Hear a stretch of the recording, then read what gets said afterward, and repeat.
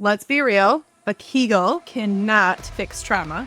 No. The other one that's my personal pet peeve as the poop queen is to push your poop out. I think the other biggest lie too is that just welcome to motherhood. Like, this is the way it is now, or you've had surgery or you've had an injury, like acting like it's not just as, if not more resilient than any other part of the body that we learn how to heal in a trillion different ways.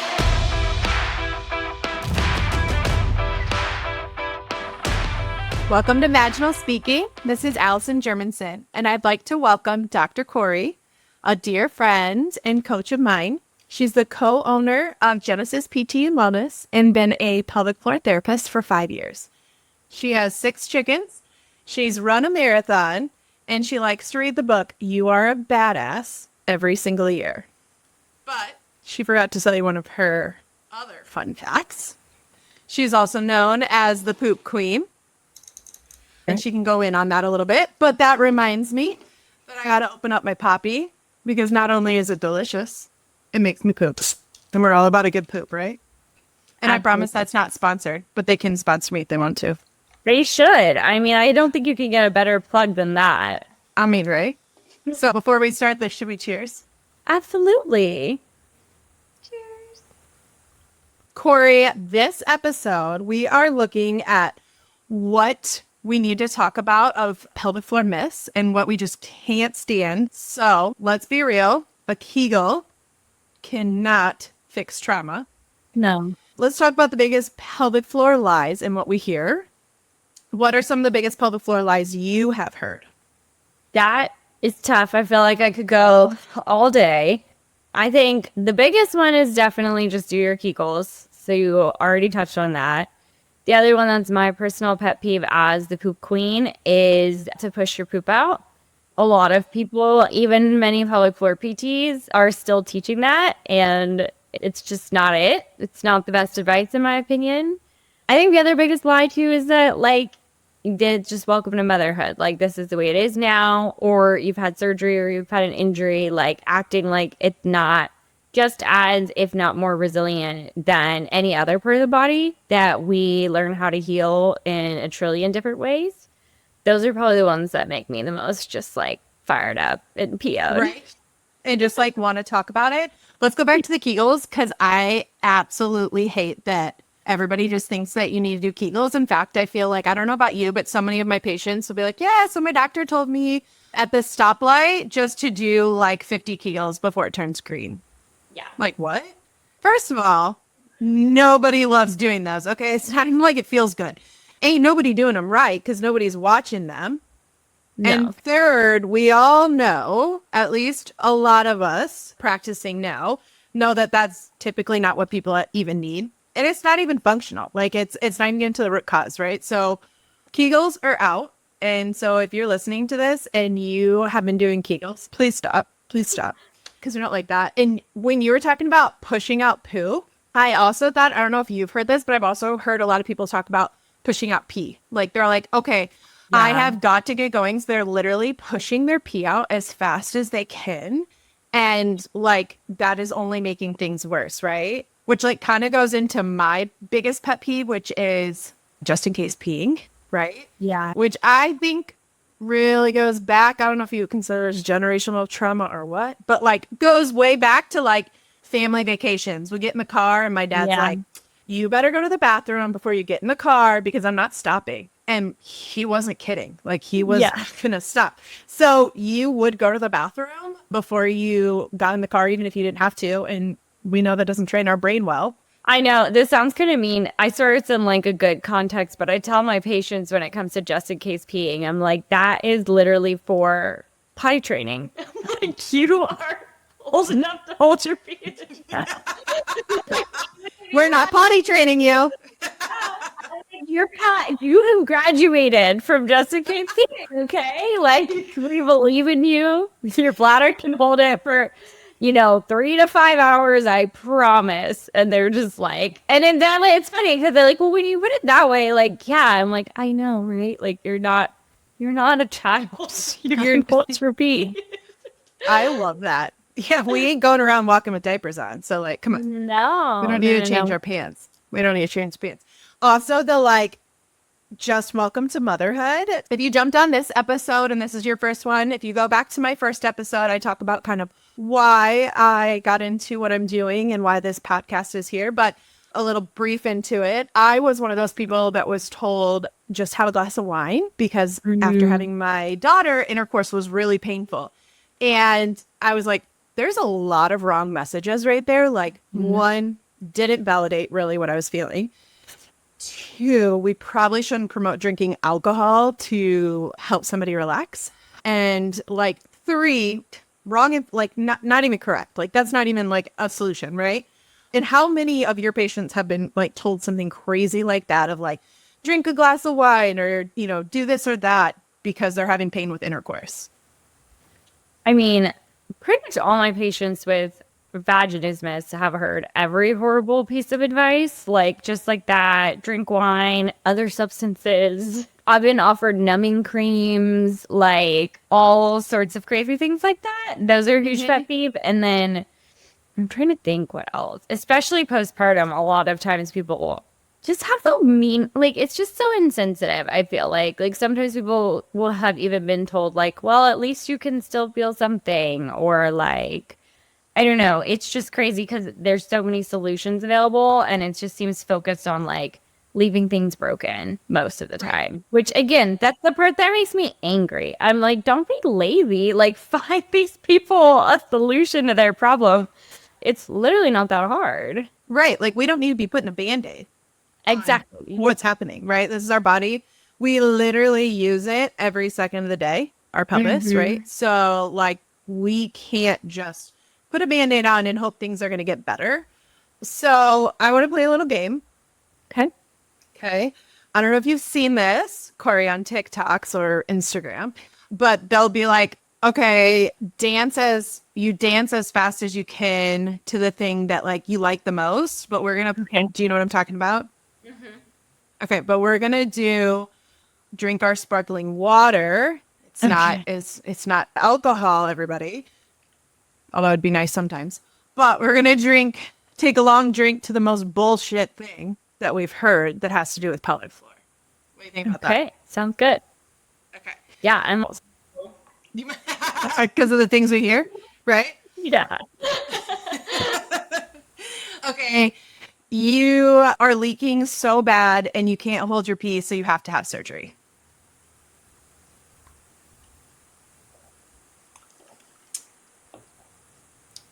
You can't poop, so you have to be on Miralax for life. That one's like my biggest pet peeve. For life, it's so bad for you to be on it for life. Right? I have so many kids come in with that, and their parents are like, "Oh yeah, the doctor just said to like keep him on a Miralax regimen." What? Gross. Sorry, I forgot to drink. I'm not very good at this game. Okay. You have pain with intercourse, so here's a bunch of dilators, and you just have to work your way up. If it was alcohol, I'd be drunk. It'd be a nice tequila buzz, right? Okay, I gotta think of one more. Pelvic floor challenges are just physical.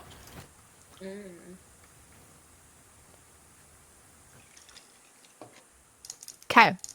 That made me think of one patient story. I don't know if you want to hear it, but it was when you said like, oh, your pee problems are so bad, you're just going to leak the rest of your life. And I had this sweet, sweet, sweet girl, never had kids, nothing. And she came and told me that her PT had told her urethra must not be correct. And I was like, okay, what was this was before I'd done an internal or external assessment. So I'm like preparing myself for whatever could have. The like ultimate like. Yeah, to someone. Yes. We go through the whole, the beginning of the chat, and I come to find out this wasn't even someone who did pelvic floor. Like, they'd never even done an exam. They were just like, you're peeing so bad and you've never had kids. There just must be something wrong with you, basically. That's really great to tell our patients. So when I actually looked, urethra was totally fine. She came for like probably 2 visits, and she had been absolutely peeing her pants since she was a teenager. which was when she had gotten hit by a car. So some trauma there. Related, yeah. And probably gave her like 2 appointments and completely stopped peeing her pants. But she had been under the impression for years and years and years that there just was something so wrong with her that it was just the way she was made was just, she was never going to stop. Imagine how much that changed her life. Like, Yeah. quality of life went from like here to like here. 100%. I mean, to be told basically you have a malformation to you look good anatomy wise. We just got to work on a couple of other things, get to the root cause, not give you Kegels. Let's figure out what's going on. Yeah. So anyway, the P one, I was like, oh, that makes me think of my poor girl. Plus 100 other women, but that was probably the worst one. Right. And there's just so much to it and so many crazy things we hear from patients that like breaks your heart, but also like, I really wish I would have wrote a book. Like when I started seeing patients of like, this is the craziest thing I heard a patient tell me that they were told. Right. Yeah. Okay. Like if you had to die on the hill, what is the one thing that you're most passionate about for pelvic floor? I think like die on a hill right on my gravestone. I think working on your pelvic health improves every single person's overall health and everyone can get 100% better. People's 100% might look different, especially if they truly like there is something really going on, but that doesn't mean we can't get 100% of the available function just by working for it and like not giving up on people and just giving them a quick fix.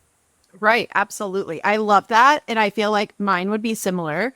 I've said it before, but like the thing that I will die on the hill for is saying that the pelvic floor isn't just physical. It's very psychosocial, emotional, and trauma filled. And if we look at the whole picture and what's going on, then we can get to the root cause and we can drastically change somebody's quality of life. Like you were talking about, if we just look at the physical challenge and we don't talk about the trauma, like this individual that got in a car accident and how their body is storing it, are we really going to resolve the challenge if their body holds on to that? Probably not, right? Like they might be good for a couple months and then all of a sudden they come back and they're like, I'm peeing my pants again, or I got this pain, right? I don't know how many people that I talk about who unfortunately come in to us with pelvic pain with insertion. So during intercourse, and they unfortunately had some sort of traumatic event or sexual assault, and they're with a safe partner, be it their spouse, whoever, and they want to do the act, right? They're ready, they're turned on, they want to have intercourse, and then it goes to happen and their body's like, no, like I don't want to, right? And I tell them, I'm like, that's because we haven't healed that part of your body to let it know that it is safe. Like your mind can be like, yep, I'm ready. I'm with a safe person. I'm in a safe environment, but your body's not healed. And so then the pelvic floor is like, absolutely not. Like I remember that trauma that happened 10 years ago and I'm not going to let them in. Right. And so that's probably long story. That's my biggest like thing is like really looking at that whole picture. And I think honestly, that's what we see of like in these pelvic floor clinics that are really helping these women. They're doing just that, right? Like they're looking at that whole thing, and the places that aren't are missing the picture. Yeah. Well, to your point, it's like in that specific instance, sometimes it's a specific thing, but the sense of safety or lack thereof affects your physical function so much, which I think is something that we uniquely look at as like the type of therapist that we are. That is part of what is so life-changing about it, is because if we don't have those tough conversations, not that they even have to tell us what happens, but just like, hey, I'm noticing this pattern for you. It doesn't seem musculoskeletal. Like, I think this is more related to like your nervous system than your actual like muscles, which you're telling them to do. That sort of stuff is what kind of what I was saying too, is like it improves your whole life. Like I had a patient who came back the other day for a subsequent pregnancy. So just a return customer, happy pregnancy. Amazing. amazing. And she told me, she said, after I saw you for my first pregnancy, she said, I went and got all new doctors. I Because she love was that. like, I had just never been treated like that before. And I felt like that's the way it should be. And I was like, Thank you for the flattery, but also like go you for recognizing that like you deserve better. You know, that actually reminds me, last night I was at book club with a bunch of girlfriends, and one of my friends had said her poor daughter had an incident where she fell during swim lessons and she ended up cutting part of her perineum, which devastating, right? ouch. But she talked about when she went to the hospital, just how amazing the professionals were and how much they asked her daughter for permission and asked mom and dad for permission, which is incredible, right? What we want. And then at the end, I looked at her and I was like, but isn't that sad that we like are excited that the doctors did well? I mean, like, I don't want to take away that they did well and like made our daughter feel safe. But at the same time, like, how come we have to give them props when like that should be happening all the time? Like, we should feel safe with our healthcare providers and they should always be doing that, you know? Yeah. So, yeah. Well, people in general should be doing that. And especially as healthcare providers, we can lead the way of like, if your healthcare provider doesn't especially ask for consent, like that's a problem. Like it's a win and it's like, okay, but that should be the bare minimum. Right. If this happened to you, has happened to you, but I find it really sad talking about consent. Like, I feel like I overly ask for consent or like overly tell a patient that I'm going to be touching or like literally describing what I'm going to do. So they make sure that they feel safe. They're not, you know, surprised by any means. And I've had multiple different responses, but one has been like, wow, like you ask a lot of consent. That's really great. And I'm like, where have you been going that they don't? And two, I'll have patients like, oh, I feel safe with you. Like, you don't have to keep asking for consent. And I'm like, that's really great. I love that you feel safe with me. I am still going to ask you for consent because I want to make sure that every step of the way you feel comfortable and safe. But like, it's just like that drastic like difference of like reactions people have. And yeah, it's just sad. It's very sad. And it's so interesting because I feel like patients who are a little bit of the like older generation from us too, sometimes they start to get like almost annoyed. They're like, I said it's fine. And I'm like, I heard you. It's just, I'm doing something different now, so I need to keep checking. And something I've even explained to a few patients when they start to get a little antsy like that is I'm like, it's really important to me that you are paying attention to what's happening. And not just saying whatever needs to happen and I'm giving my like blanket consent. It's like I need you to pay attention to what's happening in your body. It's part of healing. So many patients come in and that disconnect from their mind to their pelvic floor literally is like it's non-existent, right? Yeah. And so when I'm doing internal work on a patient, I'll tell them that like I'm going to constantly tell them when I feel some tone and they might not feel it and it's probably going to sound annoying to them. But like I want them to start connecting like what they're feeling in their body when I'm saying that I'm feeling this and this because it's, yeah, I have a lot where I feel like there's a reason why we're disconnected from our pelvic floor and, Of course, you know, society has a lot to blame for that. But like, where do you think is the biggest disconnect? Like, do you think it's in the schools? Where are we going wrong that these women don't understand their body or feel in their body? And I know there's a lot of answers to this, but like, where do you feel like we need to start doing better at? That's such a good question. Without being boring and saying like everything is like, if I had to put, if I had to put like Everything. Everything is bad. No, I'm just kidding. It's getting better. It's getting better. Over. No, I'm just kidding.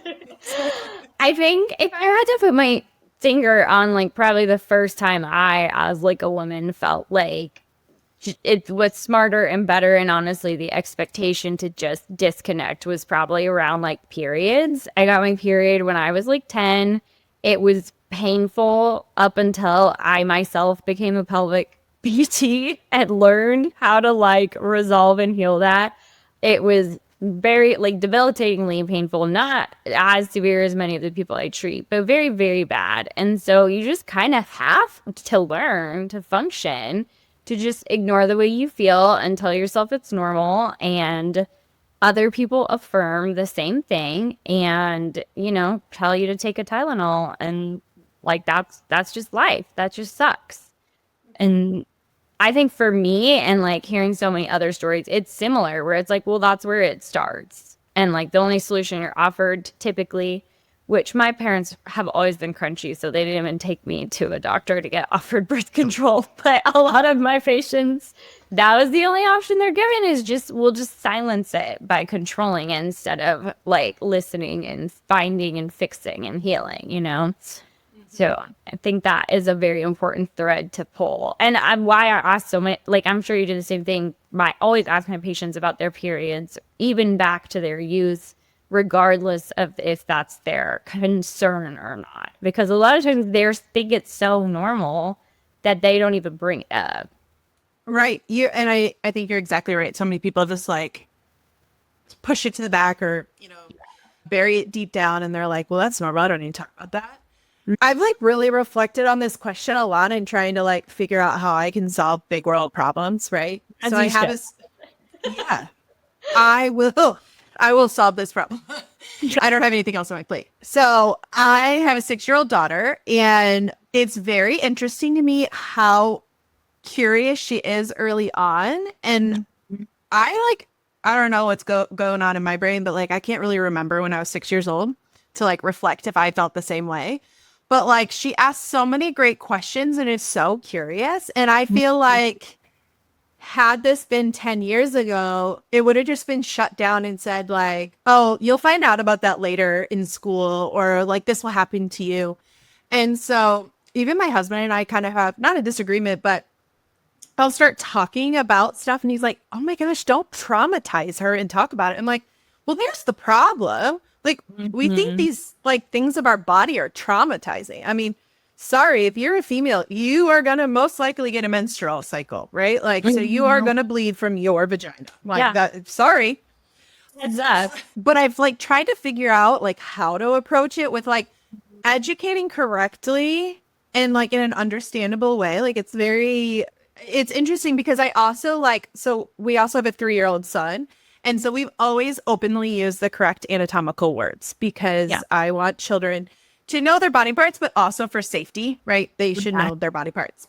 And so I think a huge disconnect is that first of all, I don't know about for you, but I know you were homeschooled. So maybe this was a little different in the beginning, but like we're separated from like boys and girls when we get the period talk or like the puberty talk. Like, why are we separating them? Like we should learn about males just like they should learn about females. I mean, the girls are going to go through it before the boys, right? And that doesn't mean like, I think sometimes our society has this fear if like we talk about the opposite sex, then they're going to want to have sex. Like, but if we talk about it, don't you feel like then they're like educated and they know, and like they're still going to make that decision if they know about it or not? I mean, I was homeschooled, and so I didn't even get health class, and so I learned all of that stuff from Cosmo Girl. Yes. I love that. And like Google, frankly, and friends. And like, I think you're totally right. Like, it's silly to separate people, especially by gender. Cause it's like, and again, especially if you are going to, you know, be with a partner of the opposite sex, like you're going to be confronted with this eventually. Correct. Well, again, it's just, and let me tell you, sometimes those penises are scary. So I've been told, I think I was pretty desensitized by the Cosmo. That's why I'm not scared to treat that. I have a really funny story about Cosmo. So I was in, I think, 5th grade, and I spent the night at my friend's house, and we were reading Cosmo. Okay, maybe I was a little older than 5th grade. I don't know, but I was young. And we were reading an article about wet dreams. And I didn't know what it was, right? So I'm sitting at their bar with my friend and her parents are there, and I was like, what's a wet dream? And the dad's face was like mortified, and the mom was like, and like we've got this Cosmo magazine in front of us, and she just like took it really fast, and I was like, don't read that. Cosmo, man, do they still make Cosmo, right? I'm sure. I wouldn't know, but it's just so funny because I mean, I'm sure, especially during like you do, or maybe it's me, maybe I'm so desensitized. But the other day I was at a pool with a couple of guy friends, and one of my guy friends was asking me, his girlfriend's got an IUD and thinking about getting it out. And so he was just like, what's gonna happen? Like, what does that mean? They know they can ask me anything. But I was like, well, she'll get her period back eventually, and she can get pregnant, pal.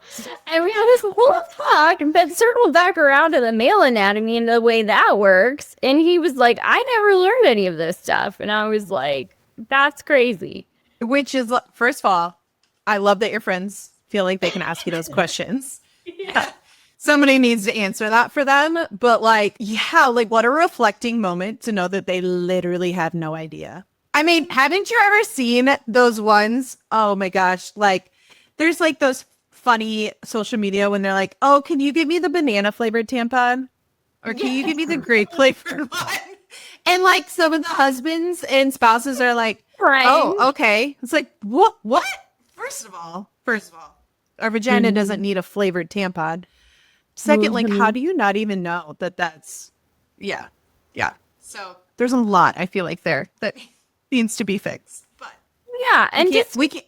sensitized. Like, it's really not that big of a deal. And then, like, I even talked about, I have a bunch of friends who are, this is not relevant, but I was talking about this with a bunch of pastors, and they were talking about how we teach kids to be so modest and things like that, and that's really important and careful. And then, particularly if you're a woman, usually the first time you ever go to the gynecologist, typically my personal experience, it was a man, and it was very uncomfortable, and I didn't feel comfortable asking questions, and he was not great with the consent, and it was a very bad, painful experience. I was going for pain, and I was like, wouldn't it just be better to just teach people, whether they're kids or like teens or adults, how to handle these things, instead of just be like, it's inappropriate to talk about it everywhere. Schools, churches, families, like, let's just talk about how to handle these things. Right. And I feel like literally we're the country that's behind, because I feel like I've tried to look into some of the education of other countries and just like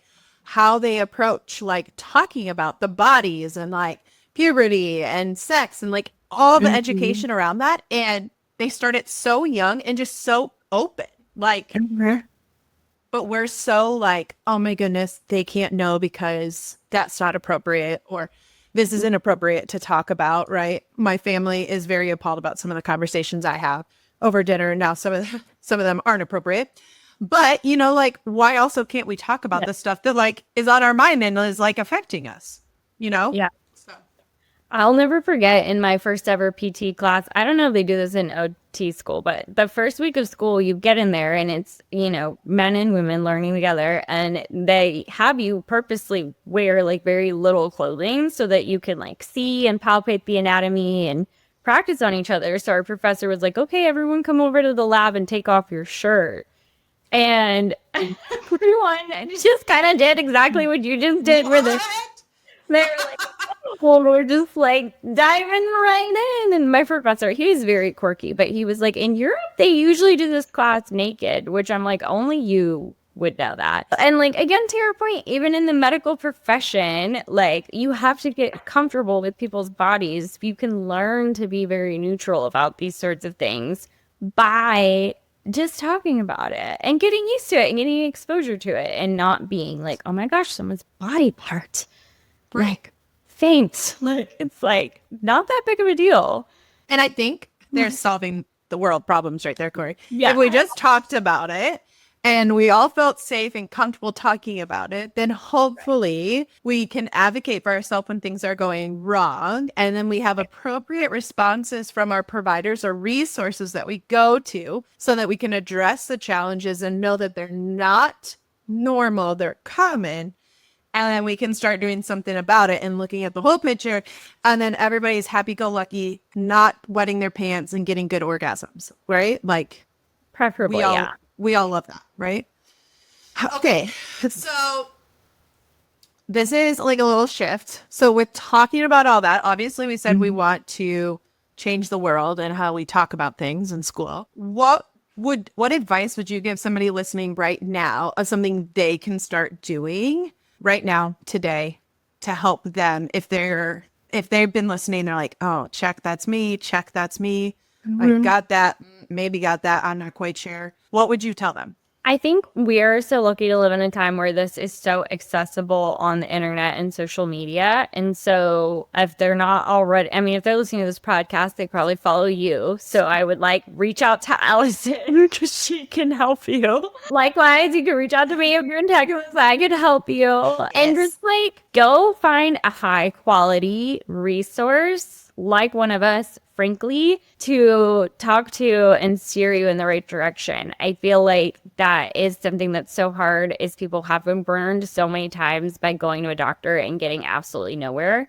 But I can assure you, if you find a great pelvic health specialist, which you'll know because you'll read their reviews on their website and their Google reviews and their Instagrams and TikToks, and you'll know, you can spot them. We are just so especially trained in weeding things out and finding the root cause and solving that.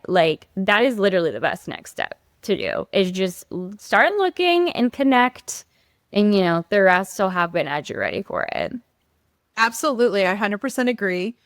I think finding a specialist or somebody who truly knows what they're talking about or looking for is key, right? There's a lot of things on social media that I think are, for the most part, for pelvic floor, really great in the fact of it's bringing it to light. It's educating people, letting them know that things aren't normal. They're common. They're not alone, but you shouldn't have this, right? However, I would say there are some things on there of people who are just want to make some money, right? And so they're like, hey, do this or this, or, follow me and you'll get this. And that's not everybody, for sure. So there's some really great resources out there, but I just want people to know, do your research and make sure you're investing in yourself and investing in somebody that knows what they're doing. And so that you're not wasting your money or feeling defeated. Take money aside. If you work on something and then you feel defeated, you're going to feel you're hopeless and there's nothing else to help you. Which, really fast, before we wrap this up, I have a story. As I was talking about this, I have a patient. So I did a workshop at a yoga studio here about 3 months ago. And it just talks about pelvic floor 101 and just kind of general stuff so people could understand. At the end, there was this patient who just started crying, person there.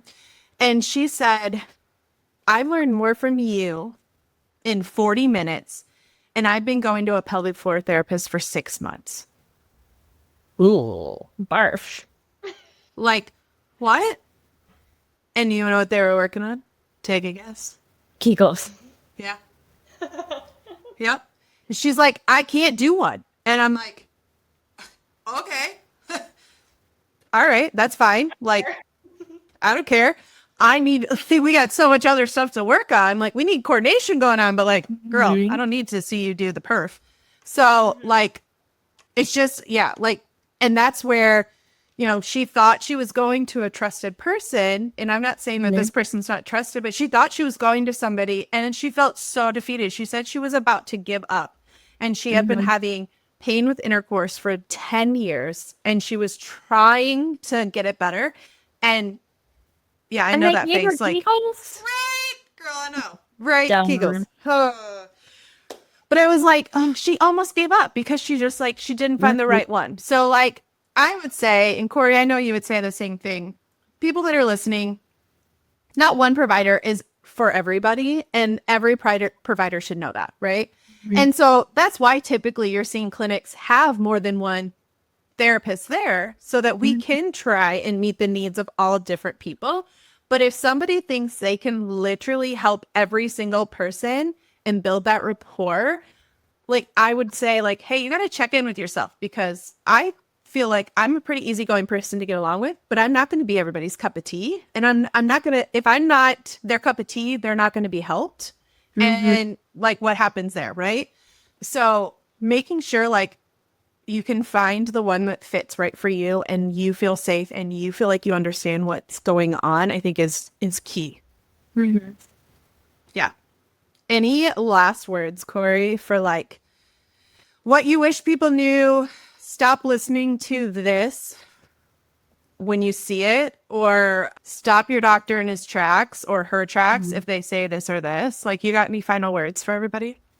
I just want everyone in the whole wide world to stop doing Kegels and don't push when you poop.